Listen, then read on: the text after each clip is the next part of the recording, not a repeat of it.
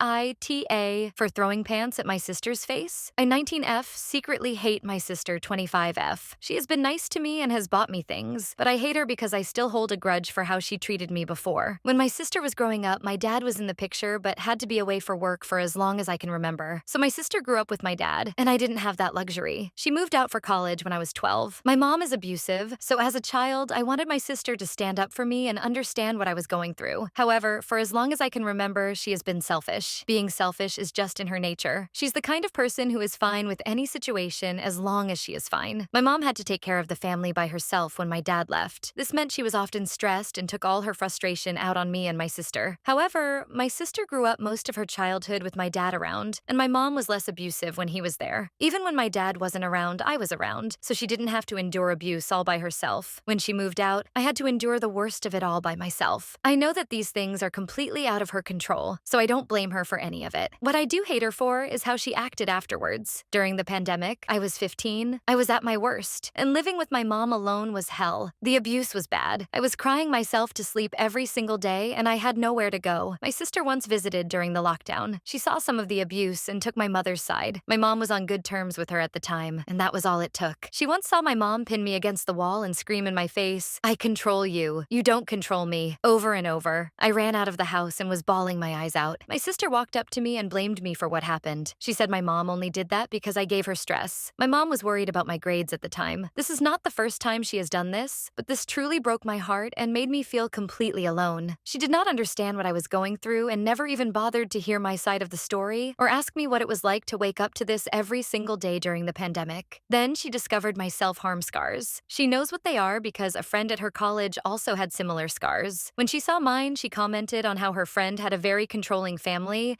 and that was why she had those scars. She then proceeded to ask me why I had them. I made up some excuse for my scars because, at this point, I had come to terms with the fact that I couldn't rely on my sister. That day, she told my mother, who would most definitely not understand. They both sat me down and asked me, "What is wrong with you? What do you want me to do about this? Should I take you to some mental hospital? Are you mentally ill?" My sister then asked what my problem was. She didn't say that in a concerned voice. She said that in a condescending voice. She was just mocking me and not concerned. She had empathy for the girl at college, but none for me. Later on, my cousin was sleeping over at my house. She told my cousin about my self-harm and then proceeded to ask me in a condescending voice, "Why do you even do this to yourself?" I was trying not to cry because my cousin was already feeling awkward. The rest of the sleepover, I smiled like nothing was wrong because I didn't want my cousin caught in the middle of this. As soon as she left, I refused to let my sister in my room, and my parents scolded me for holding grudges and being a horrible person. My sister said that she was about to apologize until I tried to kick her out of the room, and that because of how mad I was, she wouldn't apologize anymore. I truly hated my sister.